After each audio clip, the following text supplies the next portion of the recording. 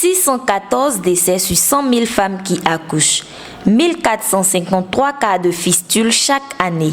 Un tiers des femmes excisées sont susceptibles d'être fistulisées après leur accouchement. Cependant, il y a 80% de chances de guérir si la femme subit une chirurgie obstétrique. Voici les statistiques alarmantes selon le ministère de la Santé sur la maladie de la honte ou encore la fistule. Pour pallier à ces chiffres effrayants, l'UNFPA veut prendre le taureau par les cornes.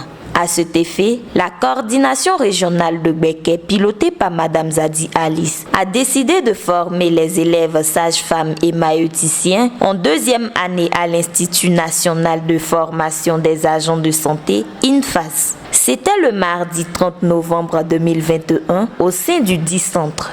Une formation à laquelle étaient présentes les autorités préfectorales ainsi que plusieurs institutions partenaires de la santé. Le chef d'antenne de l'INFAS Bouaké, Dr Koulibaly Sina, n'a pas manqué d'exprimer sa joie de voir ses étudiants être renforcés sur la notion de fistule. C'est une grande opportunité pour nous pour accroître nos connaissances sur la question de la fistule. Il y a aujourd'hui un problème de santé publique en Côte d'Ivoire. Et vous savez que dans la pyramide sanitaire ivoirienne, la périphérie de cette pyramide est animée par les infirmiers et les sages-femmes. Et le fait de choisir l'INFAS pour venir parler de fistule, pour nous c'est un privilège, c'est aussi une opportunité que la qualité de nos soins, surtout ceux qui sont administrés à la femme, à la mère et à l'enfant, que cette qualité soit améliorée. C'est vraiment avec joie que nous accueillons cette activité. Le formateur de cette thématique sur la fistule, Dr Samake Yaya, est revenu sur l'essentiel de son enseignement. Je suis là ce matin pour sensibiliser les étudiants de l'UNFAS sur la fistule obstétricale. C'était de les sensibiliser sur, d'abord leur donner une formation, comment faire le diagnostic de la fistule, leur dire que c'est une pathologie qui est fréquente dans nos contextes, qu'on peut guérir, mais surtout insister sur la sensibilisation et également dire à ces jeunes qu'il existe des moyens pour prévenir cette pathologie.